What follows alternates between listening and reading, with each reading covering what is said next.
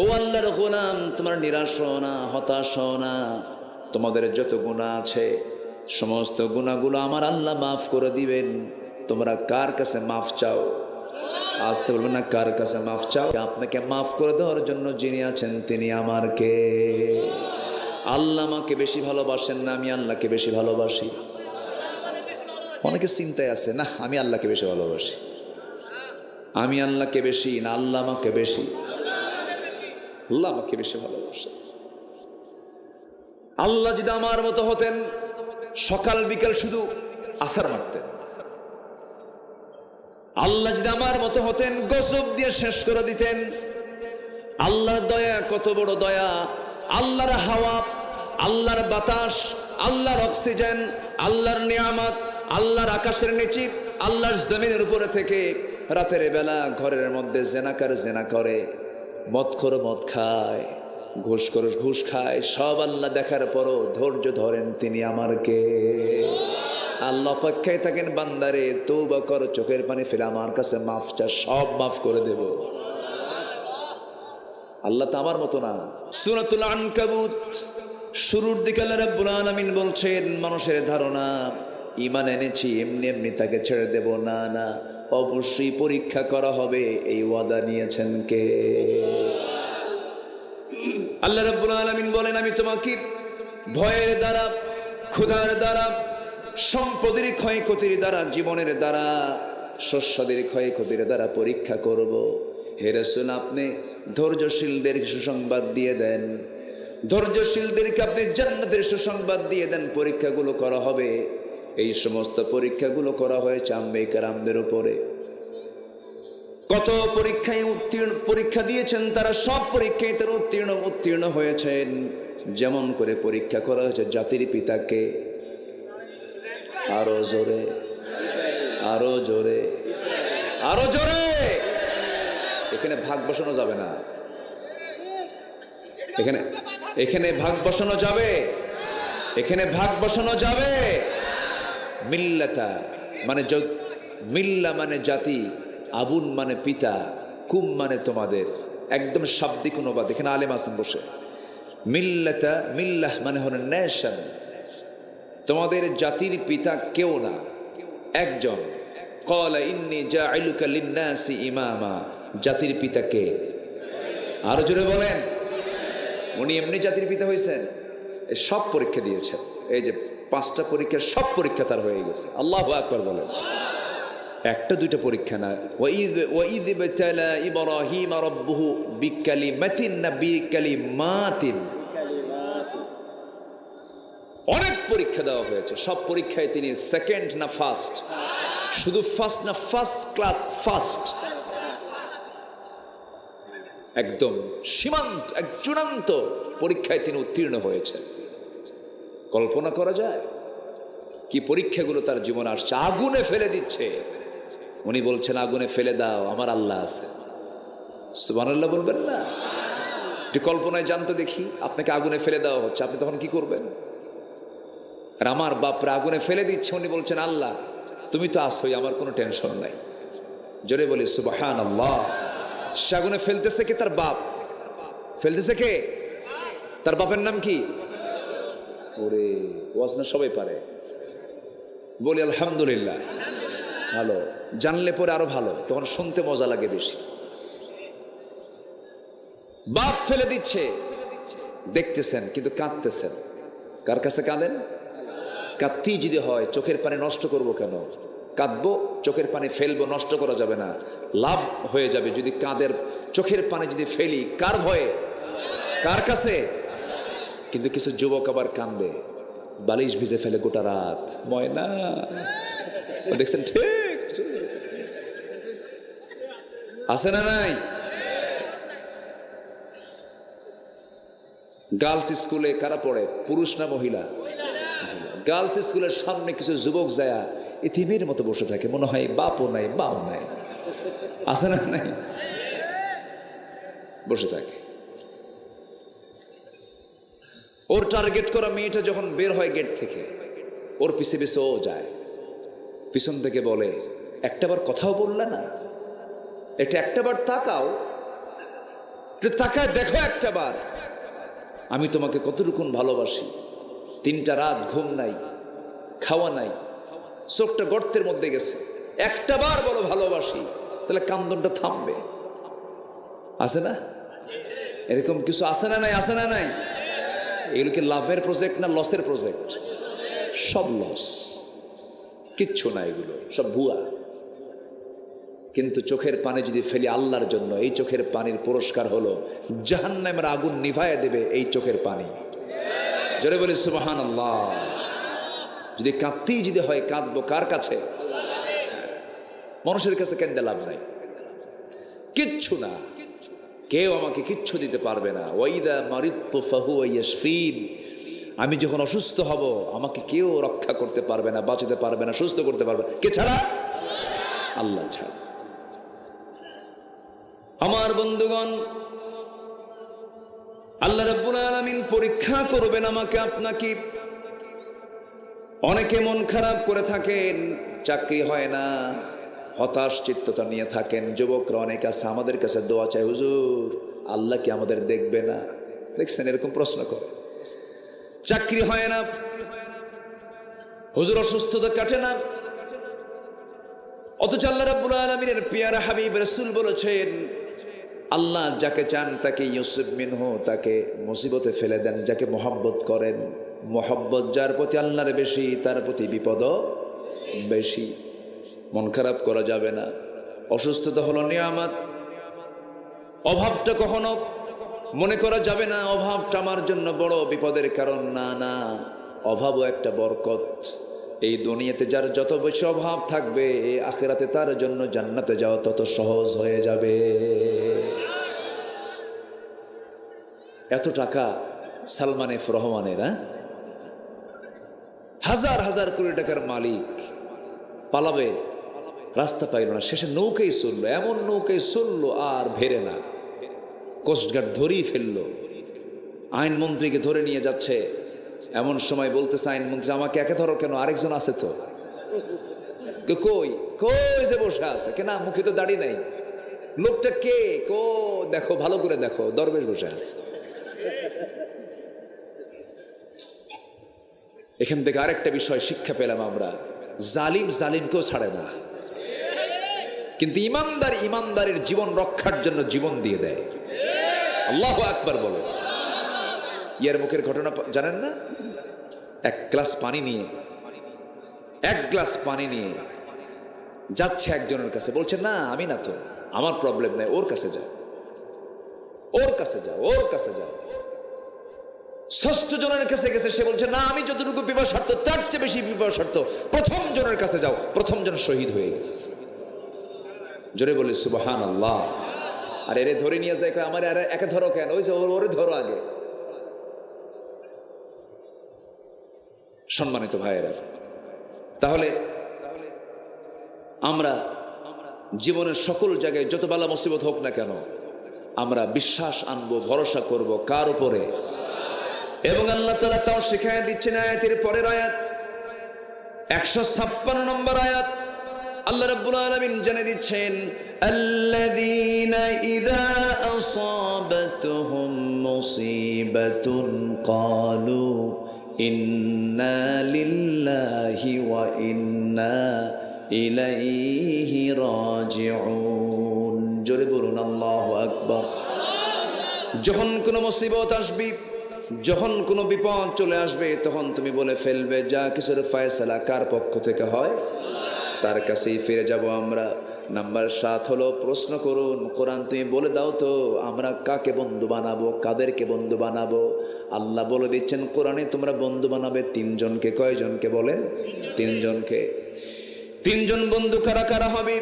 ইন্নামা ওয়ালিয়্যুকুমুল্লাহু ওয়া রাসূলুহু ওয়াল্লাযীনা আমানুল্লাযীনা ইউকিমুনাস সালাতা ওয়া ইউতুনাস যাকাতা ওয়া হুম রাকিউন। জোরে বলি আল্লাহু আকবার। সূরাতুল মায়েদা 55 নম্বর আয়াত, তোমাদের জন্য বন্ধু হলো তিনজন। এক নাম্বার হলো আল্লাহ, নাম্বার 2 হলো রসুল, নাম্বার 3 হলো যারা ইমানদার। এই তিনটা বন্ধু যদি সিলেকশন করতে পারো ভালোভাবে, তোমার কোনো চিন্তা নাই, তোমার দুনিয়া তো বিজয়ী হবে, আখিরাতেও তোমার নাজাত হয়ে যাবে। ফাইন্না হিজবাল্লাহি হুমুল গালিবুন। জোরে বলুন আল্লাহু আকবার। আসেন দোয়া করি নাকি? এই যে ওঠে মাঝে মাঝে বয়স্ক মানুষ, জি একটু উঠতে হবে। আমাদের কপালে এরকমই থাকে, বুঝলেন? আমরা লেখা থাকে প্রধান বক্তা, কিন্তু মাহফিলে হয়ে যায় শেষ বক্তা। এত শেষে উঠায় সব চাপ একসঙ্গে লাগে, মানে ঊর্ধ্ব চাপ, নিম্ন চাপ, বিড়ি খাওয়া চাপ, সব চাপ একসাথে। এই চাপ সামাল দিতে আমরা পড়ে যাই মহা চাপে। একটু বসেন ভাই। এটা 9টায় উঠলে, 9:30 উঠলে অথবা 10টার মধ্যে উঠলে পরে এটা বারবার বলা লাগতো না। যাই হোক, একটু বসেন। এত দূর থেকে আসছি, আপনি যদি না শোনেন আমারও তো খারাপ লাগবে, আমার মনটা খারাপ হয়ে যাক। আপনি কি চান? তাহলে বসেন। মেহমান নিয়ে এসে যদি বাড়িওয়ালা দৌড় মারে তাহলে তো আরেক বিপদ। এটা একটু বসেন। আমার বন্ধুগণ, নাম্বার 8 প্রশ্ন হলো কোরআনকে বলুন, কোরআন তুমি বলে দাও চলার পথে যদি কোনো ভুল হয়ে যায়, ভুল হলে তুমি আল্লাহ, আমার আল্লাহ আমার সঙ্গে কি আচরণ করবেন? আল্লাহ বলেছেন, কুল ইয়া ইবাদিয়াল্লাযীনা আসরাফু আলা আনফুসিহিম লা তাকনাতু মির রাহমাতিল্লাহ ইন্নাল্লাহা ইয়াগফিরুদ যুনুবা জামিআ। সূরা জুমার আয়াত নাম্বার 53।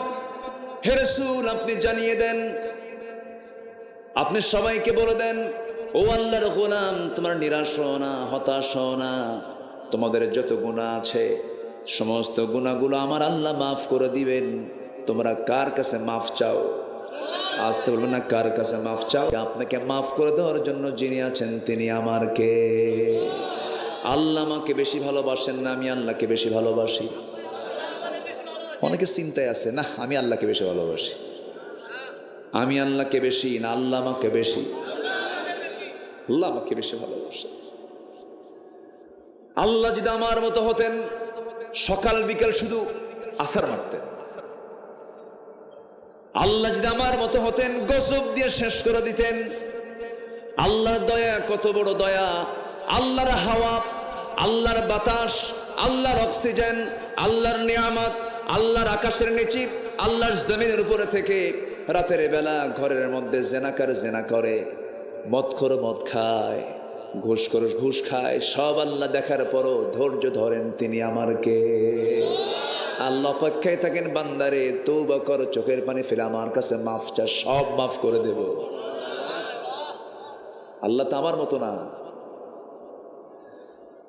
নাম্বার 9 হলো, ও আল্লাহ তুমি কোরআন তুমি বলে দাও তো তোমার পথে চলতে কি আমরা সাহায্য পাবো নাকি? আল্লাহ রাব্বুল আলামিন বলছেন, ওয়া কানা হাক্কান আলাইনা নাসরুল মুমিনিন। বান্দা যখন 1 হাত আগায় আল্লাহ তার দিকে 10 হাত আগান। বান্দা যদি আল্লাহর দিকে হেঁটে হেঁটে যায়, আমার আল্লাহ তার দিকে দৌড়ায় দৌড়ায় যান। হাদিস আছে না? আল্লাহু আকবার। মান তাকাররাবা ইলাইয়া, যে আমার দিকে আসতে চায় 1 হাত, আমি তার দিকে 10 হাত আগাই। আল্লাহু আকবার। আল্লাহ আছেন কততম আসমানে বলেন? 7ম আসমানে, আর শাজিমে তিনি সমাসীন আছেন। কিন্তু আল্লাহ বলছেন, বান্দারে 12টা বাজার সঙ্গে সঙ্গে আমি 7 আকাশ থেকে প্রথম আকাশে আসি। কার জন্য আসেন? কার জন্য আসেন? বান্দা কত অকৃতজ্ঞ। আল্লাহ আসেন প্রথম আকাশে, এসে বলেন, আলা মিন মুস্তাগফিরিন ফাগফির লাহ। কোন ক্ষমা প্রার্থী আছো আমার কাছে ক্ষমা চাবে, আমি তাকে ক্ষমা করে দেব। জোরে বলে সুবহানাল্লাহ। এই চান্সগুলোকে আমরা মিস করব ভাই? এই চান্স কি মিস করা যাবে? আল্লাহ আসেন কোন আকাশে? বলেন, কোন আকাশে আসেন তিনি? কোন সময় আসেন? 12টার পর। আল্লাহ সেন আমাকে মাফ করার জন্য। আর বান্দা রাত ৩টার দিকে ওযু বানায়া ২ রাকাত নামাজ পড়ে মনে মনে দোয়া করে আজকের খেলায় যেন আর্জেন্টিনা জিতে। আছে, আমি মাহফিল করে আসতেছি গত বছর, আগের বছর চিটাগাং থেকে। তো মিরেশ্বরে পার হতে নিয়ে হঠাৎ করে রাত ২টার দিকে ফোন বাজতেছে। ফোন দিয়ে কয়, হুজুর আমি আপনার খুব ভক্ত, তো ২ রাকাত নামাজ পড়লাম, কিছুক্ষণ পর আমার প্রিয় দেশ খেলা, আর্জেন্টিনার খেলা হবে, হুজুর দোয়া করবেন যেন জিতে আমার দল। দেখছেন, ও নামাজ পড়ছে জেতার জন্য, মাফের জন্য নামাজ পড়ে না। তাহলে নামাজ পড়তেও হবে, এখানেও নিয়তের বিশুদ্ধতার দরকার আছে না নাই? আছে। আমার বন্ধুগণ, আরেকটা প্রশ্ন আমরা কোরআন কি করি? তোমার পথে সবচেয়ে উত্তম কথা এবং কাজটা কি? কোরআন তুমি বলে দাও। কোরআন বলে দিচ্ছে উত্তম কথা এবং উত্তম কাজটা কি। আমরা সবাই শিখবো, জোরে বলি ইনশাআল্লাহ।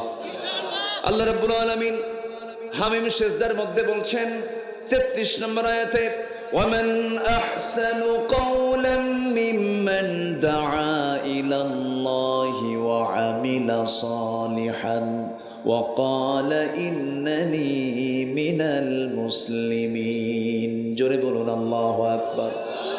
তার চাইতে উত্তম কথা কার হতে পারে? যে মানুষকে আল্লাহর পথে ডাকে। উত্তম কাজ কার হতে পারে? যে ভালো কাজ করে এবং নিজে পরিচয় দিতে নিয়ে বলে আমি একজন মুসলমান। জোরে বলি সুবহানাল্লাহ। নাম্বার 12 হলো, তোমার যদি কেউ অবাধ্য হয়ে যায়, তোমার নবীর যদি কেউ অবাধ্য হয়, তার ফয়সালা কি হবে? কোরআন বলে দাও। আল্লাহ রাব্বুল আলামিন সূরা নিসার 14 নম্বর আয়াতে বলছেন, ওয়া মাইয়াসিল্লাহা ওয়া রাসূলাহু ওয়া ইয়াতাআদ্দা হুদুদাহু ইউদখিলহু নারান খালিদান ফিহা ওয়া লাহু আযাবুম মুহিন। জোরে বলুন আল্লাহু আকবার। যারা আমার এবং রাসূলের সাথে যারা নাফরমানি করবে, তাদের জন্য চিরস্থায়ী জাহান্নাম বরাদ্দ হয়ে যাবে। সেই জাহান্নাম থেকে কখনো তারা বের হতে পারবে না। আমার বন্ধুগণ, নাম্বার 13 হলো, কোরআন তুমি বলে দাও তো কোন কোন গুণ অর্জন করতে পারলে আমরা জান্নাত পাবো। এটা কি দরকার আছে শোনার? সবার কি শোনার দরকার আছে? এই জবাবটা দিতে সময় লাগবে মাত্র 3 ঘন্টা। কেন রু? ওয়াজ তো কেবল শুরু। বলি আলহামদুলিল্লাহ। কোন কোন গুণ অর্জন করতে পারলে পরে জান্নাতুল ফেরদাউসের মালিক হয়ে যাবে? আল্লাহু আকবার বলেন। সবাই কি জান্নাত পেতে চাই? নামাজ না পড়া? হ্যাঁ, এদেশে নামাজি বেশি না বেনামাজি বেশি? মুসলমান বেশি না নামাজি বেশি? হ্যাঁ, প্রশ্ন কিন্তু খুব ক্রিটিক্যাল করছে। বলেন, মুসলমান বেশি না নামাজি বেশি? চিন্তা করা যায়, মুসলমান বেশি কিন্তু নামাজি নাই। আমার দেশে এখন মসজিদ বেশি না মুসল্লি বেশি? হ্যাঁ, এসি ছাড়া কি মসজিদ হয়? অসম্ভব ব্যাপার। ঘেমে যাব কেন? ঘামার প্রয়োজন নাই, এসি লাগাও। সম্মানিত বন্ধুগণ, মসজিদ কমিটি এখন চেঞ্জ হয়ে গেছে কিছু, আলহামদুলিল্লাহ। যারা ছিল কমিটিতে তারা তো একটাও নাই। ওরা দখল করতে করতে মসজিদ কমিটি পর্যন্ত দখল করেছিল, ঠিক কিনা? কমিটিকে ঠেলে সাজাতে হবে। কোন সুদখোর মসজিদের কমিটিতে থাকতে পারবে না, কারণ ও সুদের টাকা মসজিদে ঢুকাবে। মসজিদে নাপাক হবে না, যে দিছে ও নাপাক হবে। মসজিদের কাজে যদি কোনো সুদখোর সুদের টাকা দেয়, মসজিদ নাপাক হবে না, যে দিছে সে গুনাহগার হবে। ও গুনাহগার হবে। তুই হারাম টাকা দিলি কেন? সম্মানিত ভাইয়েরা, আমি যেখান থেকে তেলাওয়াত করেছি, তেলাওয়াতকৃত আয়াতগুলো হচ্ছে সূরাতুল আহজাব। সূরাতুল আহজাব রসুলকে লক্ষ্য করে রসুলের কিছু গুণ তুলে ধরা হয়েছে, যে গুণগুলো আমাদের অর্জন করা দরকার। আল্লাহ কবুল করুন, জোরে বলি আমিন। আমার বন্ধুগণ, 13 নম্বর প্রশ্ন আমরা কোরআনকে করলাম, কোন কোন কাজ করলে পরে জান্নাতুল ফেরদাউসের মালিক হতে পারবো? 7টা কাজ আমরা আজকে শিখে যাব, জোরে বলি ইনশাআল্লাহ। 7টা কাজ করে যাব, জান্নাত আল্লাহর কাছ থেকে বুঝে নেব।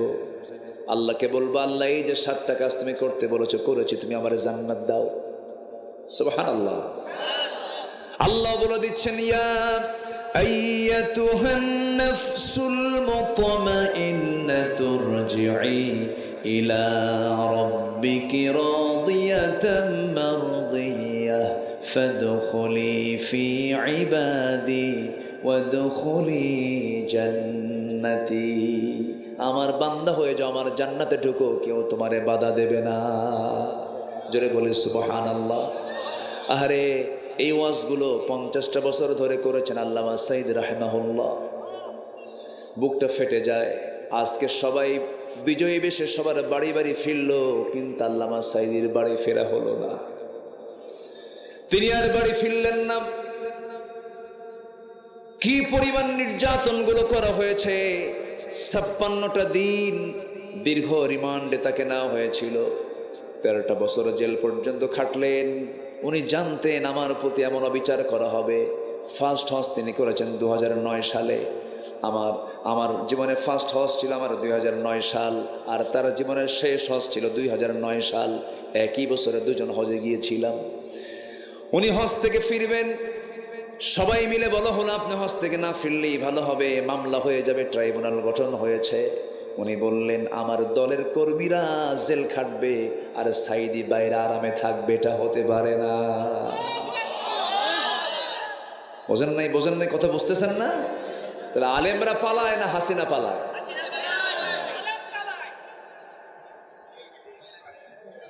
কষ্ট পাচ্ছেন। আল্লামা সাঈদীকে পরিকল্পিতভাবে হত্যা করা হয়েছে। উনি বিদায় নিয়েছেন কান্না মুখে না হাসি মুখে? সে হাসি আসছে না? আসছে কিনা? কিছু হাসি আসছে কিনা বলেন? এসেছে। তিনি হেসে বিদায় নিয়েছেন। উনি আগাম সংবাদ দিয়েছেন, গাছের গোড়ায় নাড়া দেব, মামু বাড়ি দিল্লি গিয়ে পড়বা। পরে নাই 25 বছর আগে তিনি বলেছিলেন এমন একটি সময় আসবে যেদিন পালানোর জন্য একটি ইঁদুরের গর্ত খুঁজে পাবো না। ঠিক কিনা? পলাতে গেছিল সিলেটে এক বিচারপতি। পালাতে পারে নাই, কলা পাতার বিছানা হয়েছিল তার। সিলেটবাসীকে ধন্যবাদ, বিসি শুদ্ধ আউট করে দিছে। সম্মানিত ভাইরা, আমরা স্পষ্ট ভাষায় জানিয়ে দিতে চাই, রাজশাহীর এই তাফসীর মাহফিলের ময়দান থেকে হাজারো মানুষকে সাক্ষী রেখে বলতে চাই, যে কর্তব্যরত ডাক্তারের অধীনে আল্লামা সাঈদীকে চিকিৎসার নামে নিয়ে বিষ প্রয়োগ করে পয়জন দিয়ে হত্যা করা হয়েছে, ওই সমস্ত কুলাঙ্গার চিকিৎসকদের অবিলম্বে গ্রেফতার করা হোক। রাজি আছেন কারা কারা? হাত উঁচু করে দেখা।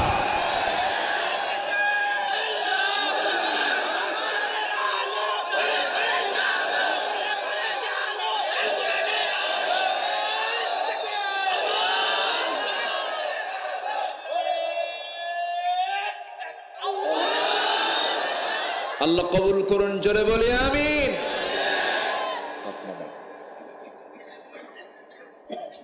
ওয়াজ মাহফিল হলে বেনামাজি নেতৃত্বের বড় অসুবিধা।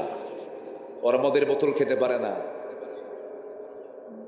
ওরা 2 নাম্বারই করতে পারে না, ওরা নারীবাজি করতে পারে না। নাইট ক্লাবে কোন আলেম ওলামা যায় না, নাইট ক্লাবে তারাই যায় যারা মদের আইন পাস করে। সব দেখা শেষ। যুবকরা, তোমার সামনে যে সমস্ত নেতাগুলো বেনামাজি নেতাগুলো আসবে, জুতা পেটা করবা। ঠিক আছে না? আল্লাহ কবুল করুন, জোরে বলি আমিন। যুবকরা ওয়াজ শোনে না, মানেও কি করে না। আমার দেশের যুবকদের এখন অনেক পজিটিভ দিক আছে, বলি আলহামদুলিল্লাহ। তার ফলাফল হলো 5 আগস্ট, ঠিক কিনা? অনেক পজিটিভ। যুবকরা ওয়াজ শোনে, যুবকরা আলেমদেরকে শ্রদ্ধা করে, যুবকরা আগের মতো নাই, তারা সচেতন হয়েছে। তারা রুখে দাঁড়াতে শিখেছে, বাতিলদের মোকাবেলা করতে শিখেছে, গণভবন দখল করা শিখেছে তারা। কে বলেছে পুলিশ ছাড়া দেশ চলেছে 10 দিন? আমি 8ই অগাস্ট দেশের বাইরে সফরে গেছি, ইমিগ্রেশন ক্রস করতে দেখতে একটা পুলিশও নেই, কেউ নেই, কোনো থানায় পুলিশ ছিল না।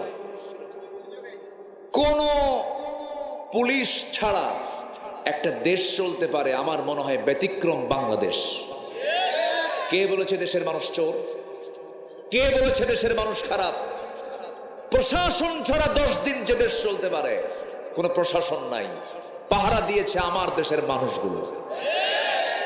ভারতে অসম্ভব ডাকাতরা, আমেরিকা অসম্ভব, শুধু আমার দেশে সবই ছিল, শুধু একটা জিনিসের দারুণ সংকট, সেটা হলো সঠিক নেতা নাই। ঠিক কিনা বলেন?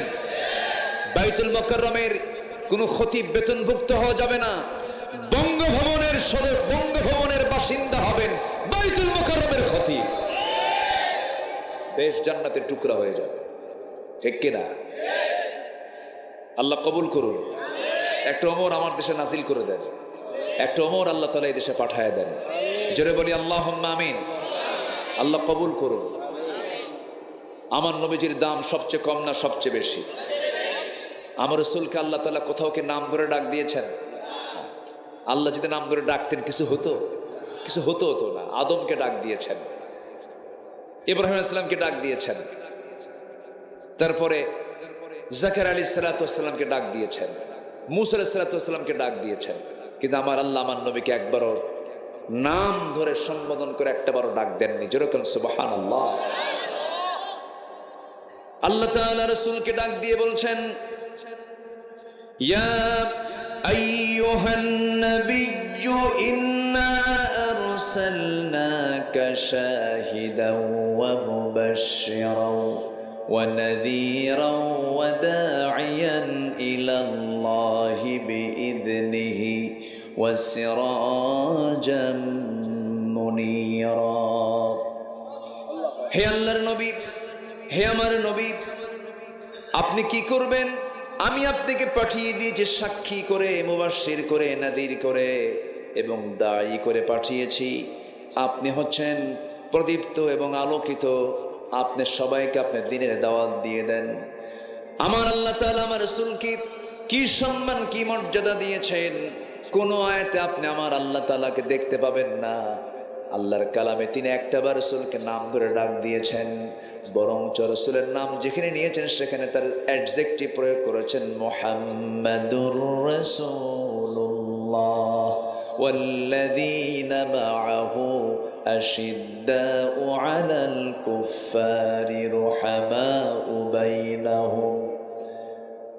আরেক জায়গায় ডাক দিচ্ছেন, ইয়া আইয়ুহাল মুসাম্মিলু কুমিল লাইলা ইল্লা কালিলা ইয়া আইয়ুহাল মুদ্দাথির কুম ফাআনযির ওয়া রাব্বাকা ফাকাব্বির।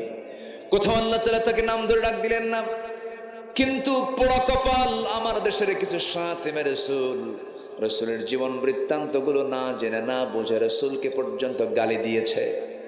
দেয় নাই? গালি দেয় নাই? দিয়েছে। নবীজির এত বউ কেন? নবীজি বউ পাগল ছিলেন, নবীজি নারী পিপাসু ছিলেন। যেরকম নাউযুবিল্লাহ। এই সমস্ত কথা বললে পরে তার কি বেঁচে থাকার কোনো অধিকার আছে নাকি? আসতে বলবেন না, আছে নাকি? ইসলাম 3টা অপরাধকে কখনো মেনে নেয় না। ইসলাম বলেছে যেখানেই পাবে সেখানে শেষ করে দিবা। কতলুন নাফস, আশ-শাইখুজ জানি, জেনাকার। কোন জেনাকার? বুড়া জেনাকার। বুড়ো হয়ে যাওয়ার পরে জেনা বাদ দেয় না, ওকে শেষ করে দাও, হত্যা করে ফেলো। আরেকটা হলো কি, যদি কেউ কাউকে খুন করে তাকেও শেষ করে ফেলো। এরপর আরেকটা হলো যে রাসূলকে গালি দেবে, আল্লাহকে গালি দেবে, দিন থেকে যে বের হয়ে যাবে, মুরতাদ হয়ে যাবে, তাকে ইসলাম বলে দিয়েছে তাকেও দুনিয়া থেকে বিদায় করে দাও। এই 3টা অপরাধের শাস্তি হলো মৃত্যুদণ্ড। দুনিয়া থেকে তাকে বিদায় করে দিতে হবে। এত বড় দাগী আসামি আমার দেশে প্রকাশ্যে ঘুরে বেড়ায়, এখনো আছে। রসুলকে এখনো পর্যন্ত ব্লগে অনেকেই গালিগালাজ দেয়। আজকেও দেখলাম কে যেন রসুলকে নিয়ে বাজে কথা বলেছে। আমার বন্ধুগণ, আমার ভাইরা, এখন সময় এসেছে তাদের তালিকা করার, ঠিক কিনা? রসুল আম্মা যেন আয়েশাকে বিয়ে করেছেন নিজের ইচ্ছায় না আল্লাহর হুকুমে? কার হুকুমে বলেন? আল্লাহর হুকুমে। রসুল যতগুলো বিয়ে করেছেন সবগুলো ছিল কার ইঙ্গিত?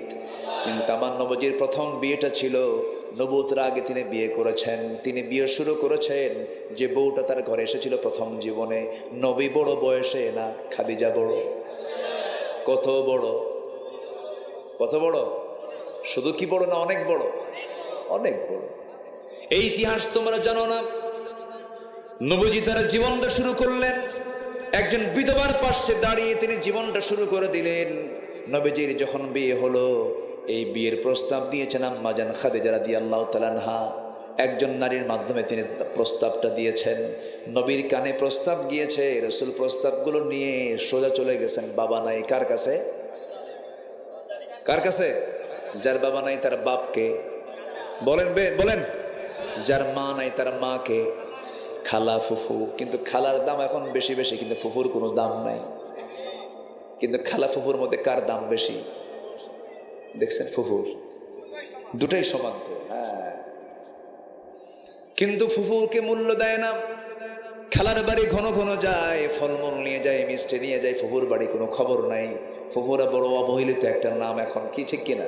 ফুফুর বাড়ি কেউ যায় না, এটা উচিত না।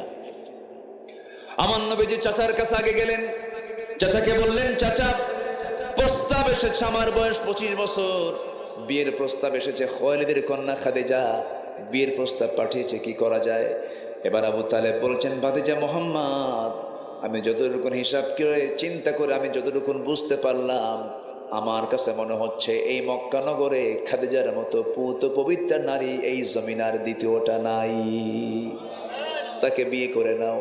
রসুলকে একা বিয়ে করেছেন না, পরামর্শ করেছেন, ফ্যামিলিকে বলেছেন কি বলেন নাই? আর এখন যত বড় উচ্চ শিক্ষিত রাষ্ট্র ইউনিভার্সিটিতে পড়েছে, বাপকে আর বলার সময় আছে নাকি? কি এরকম আছে না? একা একা বিয়ে করে, বিয়ে শুরু করে পরের দিন বাপকে ফোন দিয়ে বলে, আব্বা আসসালামু আলাইকুম, আমি কিন্তু গতকালকে বিয়ে করে নিয়েছি আব্বু, ডোন্ট মাইন্ড। আছে এরকম? আছে না? কত বড় হারামজাদা, আছে কিনা বলেন? বাপ জন্ম দিলেন, মা প্রসব বেদনা সহ্য করলেন, বিয়ের সময় বলতে পারলেন না তুমি বড় অকৃতজ্ঞ, এমনটা উচিত নয়, অবশ্যই বাপ মাকে বলা উচিত। রসুল বলে ফেললেন, বিয়েটা হয়ে গেল। মক্কার সবচেয়ে ধনী নারীর নাম কি বলেন? বলেন বলেন বলেন। খাদিজা। ধনী নারীর সঙ্গে রসুলের বিয়ে হয়ে গেল। ধনী একজন নারী ছিলেন তিনি। ধনকুবের ধনীরা সব, মক্কার সব ধনাঢ্যরা সব এক জায়গায় হয়ে কানাঘোষা করলো, দেখো খাদিজা কি কাজটা করলো, টাকা নাই পয়সা নাই, এতিম, তেমন কোনো সম্পদ নাই, এমন একটা স্বামীকে সে বেছে নিল। আমরা তো অনেকেই ছিলাম, কি দরকার খাদিজার এমনটা করার, কি দরকার ছিল? এই কথা যখন খাদিজার কান পর্যন্ত চলে গেছে, খাদিজা সব ধনীদেরকে এক জায়গায় করলেন। ধনীদের মাঝে যে বিগ ধনী, তার একটা প্রভাব আছে না নাই বলেন? আছে। সবাইকে তিনি ডাক দিলেন, ডাক দিয়ে বলছেন, ও ধনকুবের ধনীরা, আমার স্বামী সম্পর্কে তোমাদের কি প্রশ্ন, কি চিন্তা? সবাই চুপ মেরে আছে। যদি একটা কিছু বলি, ব্যবসা যদি আবার বন্ধ হয়, বড় ব্যবসায়ী তো, কি বলতে নিয়ে কি বলে ফেলবে, সব চুপ। খুব প্রভাবশালী নারী ছিলেন খাদিজা রাদিয়াল্লাহু তাআলা আনহা, খুব প্রভাবশালী, চরম বিশাল সম্পদের তিনি মালিক ছিলেন। সঙ্গে সঙ্গে তিনি বলে ফেললেন, শোনো, আমার স্বামী সম্পর্কে আমি তোমাদেরকে 4টা প্রশ্ন করব। নাম্বার 1 প্রশ্ন, তোমরা বলো তো আমার স্বামীর বংশ কেমন? সবাই বললো ফার্স্ট ক্লাস। এত শ্রেষ্ঠ বংশ মক্কা নগরে দ্বিতীয়টা নাই, কুরাইশ বংশ যার নাম। নাম্বার 2 হলো আমার স্বামীর সুরতটা কেমন, চেহারা কেমন বলো? সবাই বলে ফেললো, শুধু মক্কা নগরে নয়, গোটা দুনিয়া ঘুরেও যত মানুষ দেখেছি আমরা, মুহাম্মদ বিন আব্দুল্লাহর চাইতে সুন্দর চেহারার মানুষ আমাদের দ্বিতীয়টা চোখে পড়ে নাই। নাম্বার 3 প্রশ্ন হলো আমার স্বামীর চরিত্র কেমন? সবাই বললো, আমরা তো তাকে আল আমিন বলি, আস-সাদিক বলি। কোনদিন যে যুবকটা মিথ্যা বলে না, কোনদিন কাউকে ঠকায় না, সে হচ্ছে আল আমিন মুহাম্মদ। খুব ভালো, চরিত্রের দিক থেকেও ভালো। এবার তিনি বলছেন, চরিত্র ভালো, চেহারাও ভালো, বংশও ভালো। নাম্বার 4, আমি প্রশ্ন করব, বলো তো আমার স্বামীর টাকা পয়সা কেমন? গলা ঝাড়া দিয়ে বলে, এই জন্যই তো মানা করছিলাম। কি দরকার ছিল? সঙ্গে সঙ্গে আম্মাজান খাদিজা বললেন, শোনো, আমার স্বামীর বংশ ভালো, চেহারা ভালো, আমার স্বামীর ব্যবহার ভালো, চরিত্র ভালো, সব কিছু ভালো, 3টা জিনিস ভালো, শুধু একটা জিনিসটা ঘাটতি আছে, সেটা হলো তার টাকা নাই, পয়সা নাই। চেহারা টাকা দিয়ে কেনা যায় না, বংশ টাকা দিয়ে কেনা যায় না, চরিত্র টাকা দিয়ে কেনা যায় না। কিন্তু টাকা যেহেতু নাই, প্রবলেম যেহেতু তার মধ্যে আছে, আমি এই প্রবলেম তার মধ্যে রাখলাম না। তোমরা সাক্ষী থাকো, আমি মুহাম্মদকে ভালো করে চিনতে পেরেছি। আমি তোমাদেরকে সাক্ষী রেখে এই মুহূর্তে আমি ঘোষণা করলাম, আমার জীবনের স্থাবর অস্থাবর সমস্ত সম্পত্তি এই মুহূর্তে চরিত্রবান যুবক আমার স্বামীর হাতে তুলে দিলাম। জোরে বলি সুবহানাল্লাহ। এখন মক্কার সবচেয়ে ধনী মানুষটাকে মুহাম্মদ সাল্লাল্লাহু আলাইহি ওয়াসাল্লাম। আমার নবীজি এই মহিলার সাথে, এই নারীর সাথে, আম্মাজানের সাথে বাকি জীবনের সিংহভাগ সময়টা তিনি কাটিয়ে দিয়েছেন। জীবনের 49টা বছর তার সঙ্গে তার কেটেছে। কত বছর বলেন? 49টা বছর। এই যে বিবাহ করলেন 25-এ, 49-24টা বছর ধরে ঘর সংসার করলেন। রাসূল মাঝে মাঝে বলতেন, ওরে আয়েশা, ওরে আমার স্ত্রীরা, শোনো, আজকে যদি আমার জীবনের শেষ নিঃশ্বাস পর্যন্ত খাদিজা বেঁচে থাকতো, আল্লাহ আমাকে দ্বিতীয় কোনো বিবাহের অর্ডার দিতেন না। যেরকম সুবহানাল্লাহ। এখান থেকে প্রমাণ হলো রাসূল যে বিয়ে করেছেন নিজের ইচ্ছায় না আল্লাহর সিদ্ধান্তে। আসতে বলবেন না, কার সিদ্ধান্তে? আল্লাহর সিদ্ধান্তে। কারণ শরীয়তটাকে পরিপূর্ণ করতে হবে, নারীর প্রয়োজন হবে, নারীদের প্রশ্ন জমা হবে।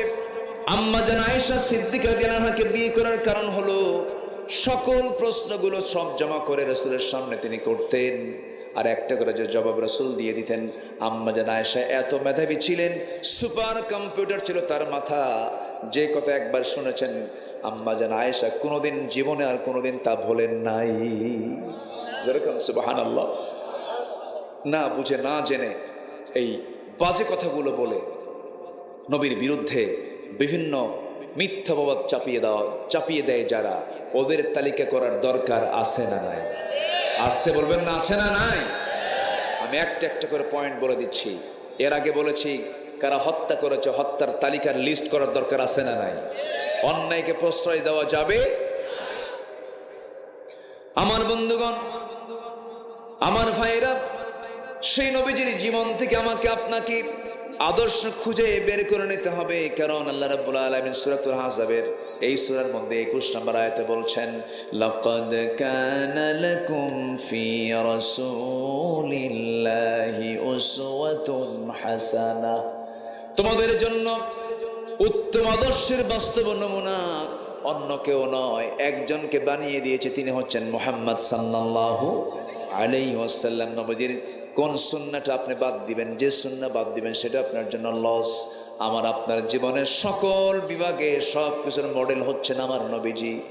আমার নবীজির কোন সাইডটা অপূর্ণ ছিল না, প্রত্যেকটা সাইড তিনি পূর্ণতা দিয়ে দিয়েছেন, কোনো কিছু গ্যাপ ছিল না। আমার নবীজি স্ত্রীর মাঝে যেতেন, আদর্শ স্বামী হয়ে যেতেন, সন্তানদের মাঝে যেতেন, বাবা হয়ে যেতেন, বন্ধুর পাশে দাঁড়াতেন, বন্ধু হয়ে যেতেন, যুদ্ধের ময়দানে যেতেন, যোদ্ধা হয়ে যেতেন, যুদ্ধের ময়দানে যেতেন, সেনাপতি হয়ে যেতেন, নামাজি দাঁড়াতেন, শ্রেষ্ঠ ইমাম হয়ে যেতেন, রাষ্ট্রের চেয়ারে বসতেন, রাষ্ট্রপতি হয়ে যেতেন, বিচারপতির চেয়ারে বসেছেন, আদর্শ বিচারপতি হয়ে গেছেন। যেরকম সুবহানাল্লাহ। আইন সবার জন্য কি বলেন? আজ আইন সবার জন্য কি বলেন? সমান। ডাকাতি করলে পরে ডাকাতের শাস্তি ইসলাম আছে না নাই বলেন? এক লোক ডাকাতি করে ধরা পড়েছে রাসূলের সময়। রাসূল বললেন, ডাকাতি যে করেছে তাকে ধরো, তার ডান হাতটা কাটো, বাম পাটা কেটে দাও। অর্ডার দিয়ে দিলেন। শেষ পর্যন্ত রাসূল বললেন, ওকে বাঁচানোর প্রয়োজন নাই, ওকে মেরে ফেলে দাও, কারণ সে একজন রাখালকে হত্যা করেছে, আমার রাখালকে হত্যা করেছে। রাখালকে যখন হত্যা করেছে যেমন সে দয়া মায়া করে নাই, তাকেও দুনিয়া থেকে দয়া মায়া ছাড়া বিদায় করে দাও। হত্যা করা হচ্ছিল তাকে পানি দেওয়া হচ্ছে না, হাত পা বেঁধে মরু তপ্ত বালুতে শুয়ে রাখা হয়েছে। ওই ডাকাত বাঁচার জন্য সেই মরু অঞ্চলের বালুগুলো চেটে চেটে চেটে চেটে খাচ্ছিল আর পানি পানি করছিল। সাহাবায়ে কেরাম বলেন, ইয়া রাসূলুল্লাহ, আপনি যদি পারমিশন দিতেন, খুব কষ্ট হচ্ছে, লোকটা পানি চায়। রসুল বলেন, কোন লোকটা পানি চায়? ডাকাত পানি চায়, খুনি পানি চায়। রসুল বলেন, খবরদার, এক চুল পরিমাণ পানি দিবা না। ওই মরুভূমির বালু চেটে চেটে সে দুনিয়া থেকে বিদায় হবে, কারণ রাখালকে যখন সে হত্যা করেছিল সে এক চুল পরিমাণ তাকেও সে পানি দেয় নাই। আল্লাহু আকবার বলেন। আমার নবীজি শুধু দয়ার ওয়াজ শুনি, কিন্তু তিনি যে কঠোর ছিলেন আইনের ব্যাপারে, তিনি যে সমতা রক্ষা করেছেন পৃথিবীর ইতিহাসে এটা অনন্য। আমার নবীর সময় এক মহিলা, নাম ফাতিমা, নবীর মেয়ের নামও কি? ফাতিমা। এক ফাতিমা চুরি করে ধরা পড়ছে। সে ফাতিমা হলো বংশীয়, উচ্চ বংশে একজন নারী, অনেক বড় বংশের একজন নারী ধরা পড়ছে। এখন হাত তো কাটতে হবে। বংশের লোকজন এসে সাইয়েদনা ওমর ফারুকের সুপারিশ চাচ্ছে। ওমর, নবীর কাছে গিয়ে একটু বলো রাসূল যেন সুপারিশ করেন, হাতটা যেন না কাটা পড়ে, সম্মান চলে যাচ্ছে। সাইয়েদনা ওমর ফারুক এসে বলছেন, ইয়া রাসূলুল্লাহ, এটা দয়া করে দেখুন তো কোনো কিছু করা যায় কিনা, এটা লঘু করা যায় কিনা শাস্তি। আমার নবীর চেহারা লাল হয়ে গেছে, রক্তিমাকার ধারণ করে খেপে গিয়ে রেগে গিয়ে বলছেন, ওমর, তোমার দাস কণ্ঠ গেল কোথায়? আমি ওমর কেমন দেখতে চাই নাই। ওমর রে, এই মুহূর্তে যদি ওই ফাতিমা না হয়ে যদি আমার কন্যা ফাতিমা বিনতে মুহাম্মদ চুরি করে ধরা পড়তো, আমি রাসূল নিজে সবার চোখের সামনে, আমি আমার মেয়েকে হাত টেনে নিয়ে সবার সামনে আমি নিজে হাত কেটে দিতাম। জোরে বলি আল্লাহু আকবার। আইন সবার জন্য, আইন সবার জন্য সমান। আমার দেশে সমান ছিল, সমান ছিল, সামনে হয়ে যাবে। জোরে বলি ইনশাআল্লাহ। দল করতে হবে কার? আসতে বলবেন না কার? যে দলে নামাজ নাই সেই দলে আমরা নাই, সে দলে আমরা নাই। যে দলের নেতা নামাজ পড়ে না সেই দলের নেতৃত্ব মানার দরকার। যে দলের লক্ষ্য ইসলাম কায়েম নয়, যে দলের লক্ষ্য দিন কায়েম নয়, যে দলের নেতাদের শুধু দুনিয়া উদ্দেশ্য, দুনিয়াকে কেন্দ্র করে সবকিছু, যাদের উদ্দেশ্য আখিরাত নয়, যাদের দল ইসলামের নয়, ওই দল করা হারাম হারাম হারাম। আল্লাহ কবুল করুন। আসেন দোয়া করি। হ্যাঁ, আলোচনা চলো। ও কেবল ওয়াজ শুরু হলো, দেখেন চাচা কি কয়।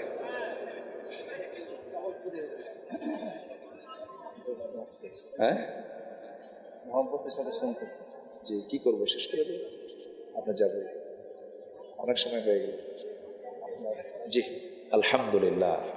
এই দেখেন তো কে যায়, ধরেন তো, কেউ যাচ্ছে না। কে এটা? কে বসে? ক্যামেরাম্যান এত নড়ে কেন? পিছন দিয়ে লাথি খাইলে বুঝবেন। বসে। জনগণ খুব তো আবেগ তাড়িত হয়, সামনে দাঁড়ানো ঠিক না বিনা কারণে। বসুন সবাই। যে শ্রোতাগুলো এখন বসে আছেন, হিয়া হাত্তা মাতলাইল ফজর,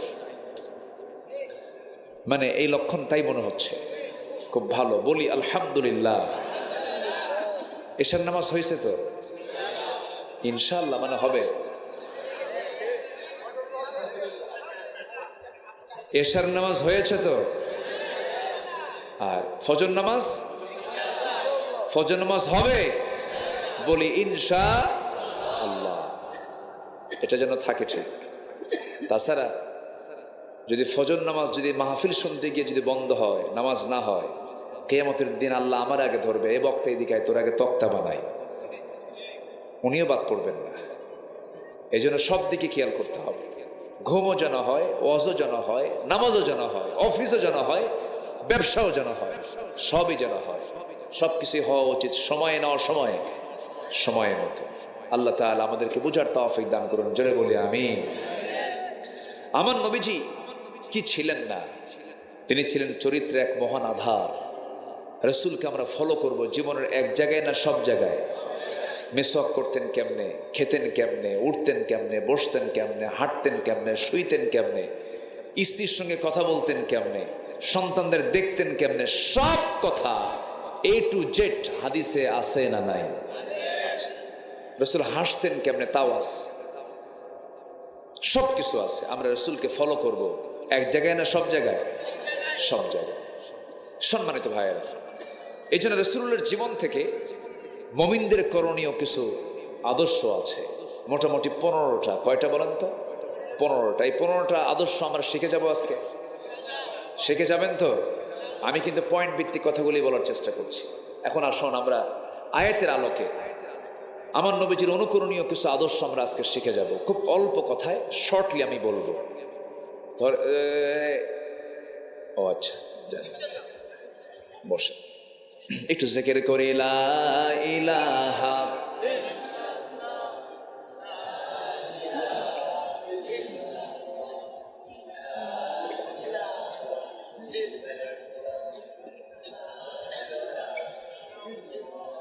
আরো জোরে লা ইলাহা ইল্লাল্লাহ লা ইলাহা লা ইলাহা ইল্লাল্লাহ মুহাম্মাদুর রাসূলুল্লাহ সাল্লাল্লাহু আলাইহি ওয়াসাল্লাম। আমার নবীজি ছিলেন একজন উত্তম দাঈ, ওয়াদাঈয়ান ইলাল্লাহি বিইذনিহি ওয়া সিরাজাম মুনীরা। তো দাওয়াত রাসূল দিয়েছেন, আমাদের দাওয়াত দেওয়ার দরকার নাই তো নাকি? প্রত্যেককেই দাওয়াতি কাজ করার দরকার আছে না নাই? দাওয়াত আগে না ধৈর্য আগে? বলেন বলেন। যারা ধৈর্য না সে কি দাওয়াত দিতে পারবে? ওদের নামাজ পড়তে বলেন, ভাই নামাজ পড়ো, কে পড়বো না, কে তোরে খারাপ কিছু কইছে নাকি আমি, এরকম ধমক দিলে কি কাম হবে? হবে না। তাহলে ধৈর্য আগে না দাওয়াত আগে? ধৈর্য আগে। আমার আল্লাহ তাআলা রাসূলকে দাওয়াত দিতে বলেছেন, কেমন করে তাও শিখিয়ে দিয়েছেন। হে রাসূল, রাসূলকে লক্ষ্য করে ওয়াহিদ এক বচন, রাসূলকে আল্লাহ রাব্বুল আলামিন বলছেন উদউ, এক বচন না বহু বচন? এক বচন। আল্লাহ তাআলা বলছেন উদউ ইলা সাবিলি রাব্বিকা বিল হিকমাতি ওয়াল মাউইযাতিল হাসানাহ ওয়াজাদিলহুম বিল্লাতী হিয়া আহসান। জোরে বলুন আল্লাহু আকবার।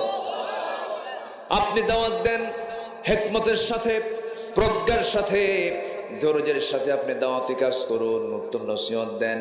তর্ক বিতর্ক করবেন, যেখানে হেসান আছে হেসানের সাথে তর্ক বিতর্ক করুন। ইদফা বিল্লাতী হিয়া আহসান। আমার নবীজি দাওয়াত দিতে গিয়ে মারও খেয়েছেন, রক্তাক্ত হয়েছেন। আমার নবীজির তায়েফের কথাগুলো কে না জানেন? মক্কার মাটির কথা কে না জানেন? মক্কার কাফেররা রাসূলকে মেরে মেরে আহত করেছে, তায়েফের কাফেররা মেরে মেরে রাসূলকে আহত করে দিয়েছে। দাওয়াতি কাজ তার বন্ধ হয় নাই। কত অত্যাচার, কত জুলুম, কত নির্যাতন গুলো করা হয়েছে, এরপরও তিনি দাওয়াতি কাজ থেকে এক চুল পরিমাণ নড়েন নাই। কে না জানেন কথাগুলো? একটা রাতে একটা দিনের কথা মনে হয়ে গেল। আমার নবীজি মক্কার বাসিন্দা তখন, আমার নবীজির চিরদিনের বন্ধু, বাল্য দিনের বন্ধু, 3 বছরের ছোট বড় আমার নবীজির শ্বশুর সাইয়েদনা আবু বকর সিদ্দিক রাদিয়াল্লাহু তাআলা আনহু। নাম শুনছেন না সবাই? কয় নম্বর খলিফা? জোরে বলেন, কয় নম্বর খলিফা? 2 নম্বর খলিফা কে বলেন? ওমর ফারুককে চিনেন তো? বহুদিন আগে এক মাহফিলে বললাম, ওমর ফারুককে কেউ চিনেন? সামনে থেকে একে এরকম ছোট্ট বাচ্চা দাঁড়ায় বলে, হুজুর আমি চিনি। কে? আমাদের বাড়ির দোতলায় ভাড়া থাকে।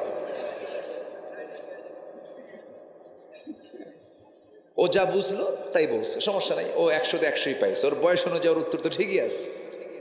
আমার দেশের বহু মুরব্বী আছে, বয়স হয়ে গেছে 60 বছর, পিএইচডি করেছেন, ডক্টরেট ডিগ্রি হাসিল করেছেন, ওজুর ফরজ জানে না। আছে না নাই? এটা কপাল পোড়া, এটা কপাল পোড়া। প্রত্যেকটা সিলেবাসে কোরআনকে বাধ্যতামূলক করা দরকার। কোরআন শুধু মাদ্রাসায় চলবে না, রাজশাহী ইউনিভার্সিটির প্রত্যেকটা ডিপার্টমেন্টে কোরআন শিক্ষা বাধ্যতামূলক করা দরকার, ঠিক কিনা? কোরআন কি শুধু এক শ্রেণী পড়বে না, সব শ্রেণী পড়বে? সবাই পড়বে, সবার জন্য কোরআন, সবার জন্য কোরআন। আল্লাহ বোঝার তৌফিক দান করুন, জোরে বলি আমিন। নাম্বার 2, নবীজির ভিতরে ভয় ছিল না, সাহস ছিল? ভয় ছিল না, সাহস ছিল? রাসূল দাওয়াত দিয়েছেন, ভয় করে না সাহস করে? সাহস করে। সকালবেলা সাইয়েদনা আবু বকর রাদিয়াল্লাহু তাআলা আনহু নামাজে দাঁড়িয়েছেন কাবার দরজার সামনে। তাদের দুজনের বাড়ি ছিল কাবা থেকে দূরে না কাছে? খুবই কাছে। তারা খুব কাবার কাছের বাসিন্দা ছিলেন। আমার নবীজির বাড়ি আর কাবার দরজা মুখোমুখি ছিল, যেরকম সুবহানাল্লাহ। আমার নবীর কেবলা ছিল বাড়ি থেকে পশ্চিম দিকে। আমাদের কেবলা কোন দিকে? সবার, পৃথিবীর সব মানুষের কেবলা কি পশ্চিম? কারো শিমাল, কারো জুনুব, হ্যাঁ, কারো উত্তর, কারো দক্ষিণ, কারো পূর্ব, কারো পশ্চিম। আমাদেরটা কি? আমার নবীর কেবলাও বাড়ি থেকে কোন দিকে? পশ্চিম দিকে। পশ্চিম দিকে তার কেবলা। তাহলে আমাদের সঙ্গে মিল আছে না নাই? আমার নবীর মাথার চুল কালো। কি বলেন তো? পৃথিবীতে দুটা চুল, দুই শ্রেণীর চুল। কিছু চুল আছে আমেরিকান চুল, ওদের চুল কি বলে? লাল, সাদা। আর আমার নবীর চুল কি ছিল? কালো। তাহলে মিলল কার সাথে? হ্যাঁ, আমাদের সাথে মিলতেছে। চেহারায় মিলল, চুলে মিলল। আমার নবীজি না ধলা ছিলেন না কালো ছিলেন, বাদামি, লাল টকটকে বাদামি কালার, না ধলা না কালো, এরকম গরনের তার চামড়ার কালার ছিল। এই দেশের মানুষ কি বেশি কালো না বেশি ধলা? কালো না, ধলাও না। তাহলে কি এইটুকু মিল আছে? আছে কিনা? মিল আছে কিনা? আমার নবীর মাথার চুল ছিল কালো, গায়ের গড়ন ছিল না সাদা না কালো। আমার নবীর চোখের মণি ছিল কালো। আমেরিকার মানুষের চোখের মণি কি কালো না বিড়াল সাইজ? বিড়াল সাইজ। আমার নবীর মাথার চোখের মণিটা ছিল কালো, আমাদের চোখের মণিও কালো। মিল আছে না নাই? আছে। আমার রাসূল না লম্বা ছিলেন না খাটো ছিলেন। এদেশের মানুষ বেশি লম্বা না বেশি খাটো? না লম্বা না খাটো, মাঝামাঝি লুকি বেশি আমার দেশে। তাহলে মোটামুটি কিন্তু মিল পেয়ে গেলাম। আমার নবীজির চেহারার সাথে, চুলের সাথে, বর্ণের সাথে, কেবলার সাথে অনেকটাই মিল পেয়ে গেছি। সব মিল পেলাম মোটামুটি। কিন্তু এদেশের মানুষের সাথে আমার নবীর চরিত্রের তো মিল আছে। আসতে কয় আছে, কিন্তু বেলালের চেহারার সঙ্গে মিল নাই, কিন্তু চরিত্রের মিল ছিল। চেহারা দিয়ে কি করবেন আপনি? আমার নবীর চেহারার সঙ্গে বেলালের চেহারার কোনো মিল ছিল না। দুজন দুই জগতের বিশ্বের সেরা সুন্দর মানুষ আমার রাসূল। আবার বিশ্বের কালোদের ভিতরে অন্যতম কালো হচ্ছেন বেলাল রাদিয়াল্লাহু তাআলা আনহু। দুজন যখন পাশাপাশি বসতেন, আল্লাহর সৃষ্টিটা দেখা যেত, আহারে এত কালো মানুষ, এত সুন্দর মানুষ। রাসূল কালো বর্ণের সমস্ত বর্ণ বৈষম্য দূর করে দিয়া শ্বেতাঙ্গ কৃষ্ণাঙ্গর বর্ণ, এই সমস্ত বৈষম্য দূর করে দিয়ে রাসূল বললেন, ও আমার সাহাবীরা দেখো, আমি হলাম মদিনার মুয়াজ্জিন, আমি হলাম মদিনার ইমাম, আর আমার মদিনার মসজিদের মুয়াজ্জিন হলো আমার কালো বেলাল। যেরকম সুবহানাল্লাহ। নেলসন ম্যান্ডেলাকে আমরা বলি বর্ণবাদী বৈষম্যের নেতা। কে বলেছে? নেলসন ম্যান্ডেলা তো হালের লোক। আর আমার নবীজি কত আগে বেলালকে মুয়াজ্জিন বানায়া সব বর্ণ বৈষম্য দূর করে দিয়েছে। জোরে বলি সুবহানাল্লাহ। আমার বন্ধুগণ, কথার তো কোনো থা নাই। নবীজির ওই সাহাবী নামাজ পড়তে বের হয়েছেন মসজিদে হারামের ভিতরে। সেজদা যখন দিতে গেছেন, কাফের মুশরিকরা করলে কোতবা সাইবারা সাইয়েদনা আবু বকরকে ধরে ফেললো। ধরে জমিনে ফেলে দিয়া নাকের উপরে খরম জুতা দিয়ে চাপা দিল। নাকটা ভসকে গেল, রক্ত ফিঙ্কি দিয়ে পড়া শুরু হলো। সেন্সলেস হয়ে গেছেন সাইয়েদনা আবু বকর রাদিয়াল্লাহু তাআলা আনহু। সবাই ভেবে নিয়েছে মনে হয় আবু বকর মারা গেছে। কিন্তু কিছুক্ষণ পর আল্লাহ তাআলা তার সেন্স ফিরিয়ে দিলেন। কোনো মতে সেখান থেকে উঠলেন। নিজের বাড়ির কথা মনে করলেন না, নিজের জীবনের কথা মনে করলেন না। সোজা গিয়ে নবীর দরজার কাছাকাছি গিয়ে দাঁড়ালেন। নবীর দরজার কাছাকাছি গিয়ে দাঁড়ায়া আমার রাসূলকে ডাক দিচ্ছেন, ইয়া রাসূলুল্লাহ, আপনি মেহেরবানি করে আমার ডাকটা শুনুন। দরজায় ডাক দিলেন, দরজা খুলে নবীজি তার সামনে দাঁড়ালেন। কি হয়েছে আবু বকর? হুজুর, মক্কার হাওয়া ভালো না, আমাকে মেরে রক্তাক্ত করে দিয়েছে, আপনাকে মেরে ফেলবে তারা, চলুন আমরা মক্কার বাইরে চলে যাই।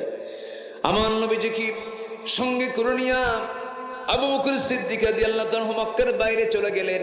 মক্কার বাইরে গিয়া প্রচন্ড ক্ষুধা লেগেছে। রাসূল বলছেন, আবু বকর, শরীর থেকে যে পরিমাণ রক্তক্ষরণ হয়েছে, তোমার বাঁচা কঠিন হয়ে যাবে, চলো না আমরা তোমার জন্য কিছু করি, কোনো খাবারের বন্দোবস্ত করি।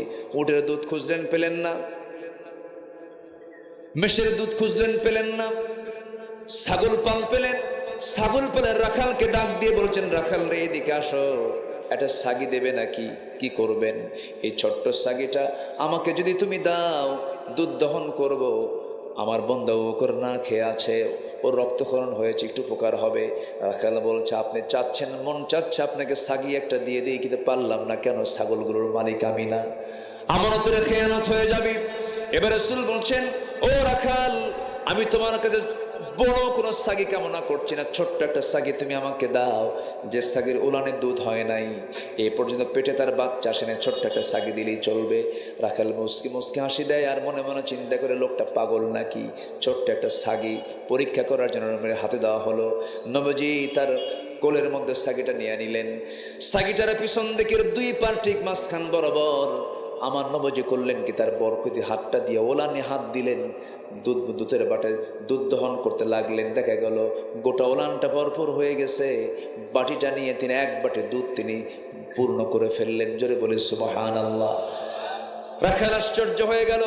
এবার নবীজি মুস্কি হাসি মেরে বলছে, আবু বকর, সকালবেলা মার খাইছে, এখন বরকতের দুধ খাও। দুধ পান শুরু করলেন।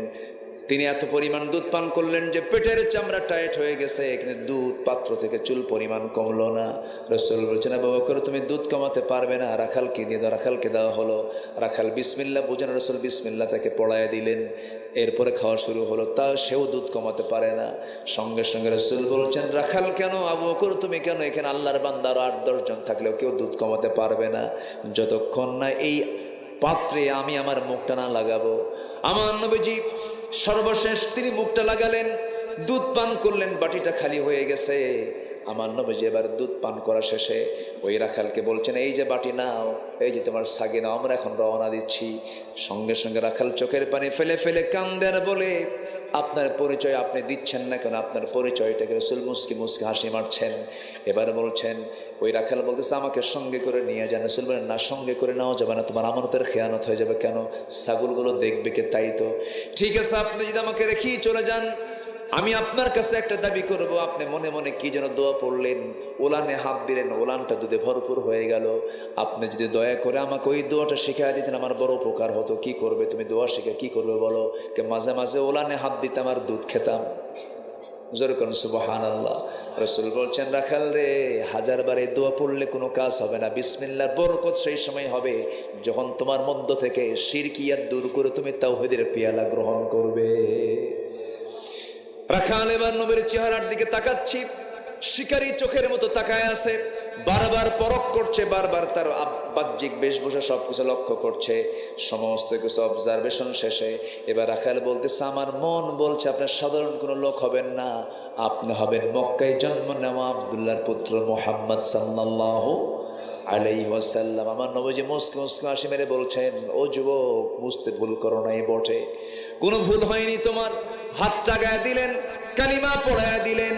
আহারে, ঘরের পাশের মানুষ আবু জিরের কপালে ইসলাম জোটে না, উতবা সাহেবের ইসলাম জোটে না। ওই যে মরু ভাস্কর মরুর বালুতে শুয়ে থাকে, পড়ে থাকে, রাখালটা কালিমা পড়ে মুসলমান হয়ে গেল। সেই রাখালটা সাধারণ কোনো ব্যক্তি হলেন না, সেই রাখালটার নাম হলো আব্দুল্লাহ ইবনে মাসউদ রাদিয়াল্লাহু তাআলা আনহু। জোরে বলুন সুবহানাল্লাহ। সারা জীবন তিনি কথা বলেছেন কি দিয়া? আসতে বলবেন না, কি দিয়া?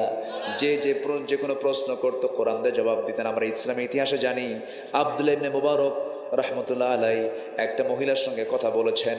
সারা জীবন মহিলা কোনোদিন দুনিয়ার কোনো ভাষায় কথা বলে না, কোরআন দিয়ে কথা বলেছেন। কিন্তু আমরা অনেকেই জানি না, আব্দুল্লাহ ইবনে মাসউদ একজন সাধারণ রাখাল থেকে যখন তিনি কালিমা পড়লেন, বাকি জীবনে কখনো ইচ্ছা করে অন্য কোনো কথা বলেন নাই। সারা জীবন কথা বলেছেন, সব জবাব দিয়েছেন কোরআন থেকে। জোরে কোরআন সুবহানাল্লাহ। আল্লাহ কবুল করুন, আল্লাহ কবুল করুন। আমার বন্ধুগণ, তাওহীদের পেয়ালা গ্রহণ করতে হবে, তাওহীদকে লালন করতে হবে। আমার নবীজির পর সাইয়েদনা আবু বকরকে সঙ্গে করে নিয়ে মক্কার মাটিতে আবার চলে আসলেন। রক্তাক্ত চেহারা নিয়ে তাকে নিয়ে ফিরে চলে আসলেন। দিন তো ফুরায় না, মার তো শেষ হয় না। সাহাবীরা মারা যান, শহীদ হয়ে যান। নবীজির চোখের সামনে মেরে ফেলা হয়, হাত পা কেটে ফেলা হয়, পিঠের চামড়া ঝাঁঝরা করে দেওয়া হয়। এত অত্যাচার নির্যাতনের মধ্য দিয়ে আমার নবীজি দাওয়াতি কাজ বন্ধ করেন নাই, সাহস তিনি হারান নাই, কারণ তাকে সাহস জুগিয়েছেন তিনি আমার কে? আল্লাহ। আল্লাহ বলছেন, ফাসদা বিমা তুমারু ওয়া আ'রিদ আনিল মুশরিকিন। জোরে বলুন আল্লাহু আকবার। নাম্বার 3 হলো তিনি ধৈর্যের পিরামিড ছিলেন। ধৈর্য ছাড়া কোনো কিছু অর্জন করা যায় না। নাম্বার 4, সমান চরিত্রে তিনি আধার ছিলেন। নাম্বার 5 হলো পরিবারের প্রতি তিনি দায়িত্বশীল ছিলেন। এই সমস্ত গুণগুলো আমরা অর্জন করব, জোরে বলি ইনশাআল্লাহ। নাম্বার 6 হলো আমানতদারিতে ন্যায় বিচার, তার ছিল ফার্স্ট ক্লাস। নাম্বার 7 হলো এতিম নিকটাত্মীয়, এই সমস্ত প্রতিবেশীদের সঙ্গে তার সৎ আচরণ ছিল তার বড় বড় গুণের মধ্যে অন্যতম গুণ। নাম্বার 8 হলো আল্লাহর বিধানের প্রতি শর্তহীন আনুগত্য। মা কানা লিল মুমিনিন ওয়ালা মুমিনাতিন ইযা কাদাল্লাহু ওয়া রাসূলুহু আমরান আন ইয়াকুনা লাহুমুল খিয়ারা মিন আমরিহিম।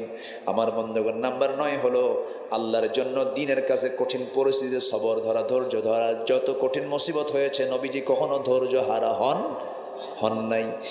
নাম্বার 10 হলো ইমানের প্রতি অবিচল থাকা। ইমান আনা সহজ, কিন্তু টিকে থাকা কঠিন। নাম্বার 11 হলো আল্লাহর প্রতি তাওয়াক্কুল করা। নাম্বার 12 হলো কাজে কর্মে পরামর্শ করা, পরামর্শ ছাড়া কোনো কাজ না করা। নাম্বার 3 হলো বিনম্র স্বভাব, ক্ষমাশীলতার গুণ আমার নবীর মধ্যে ছিল। আমরা এই সমস্ত গুণগুলো অর্জন করব। কুফরের প্রতি কঠোরতা, কাফিরের সঙ্গে কোনো সম্পর্ক রাখা যাবে না। নাম্বার সর্বশেষ গুণ হলো আমার নবীজির মধ্যে যে গুণটা ছিল সর্বশেষ হচ্ছে মুমিনদের প্রতি রহম দিল। ফাবিমা রাহমাতিন মিনাল্লাহি লিনতা লাহুম। এরপর আল্লাহ রাব্বুল আলামিন আরেক জায়গায় বলছেন আমার নবীজি কেমন ছিলেন। আজিজুন আলাইহি মা আনিতুম হারিসুন আলাইকুম বিল মুমিনিনা রাউফুর রহিম। রহম দিল ছিলেন। আসুন আমরা 15টা গুণ অর্জন করার তৌফিক আল্লাহ পাক আমাদের সবাইকে দান করুন। জোরে বলি আমিন, আরো জোরে আমিন।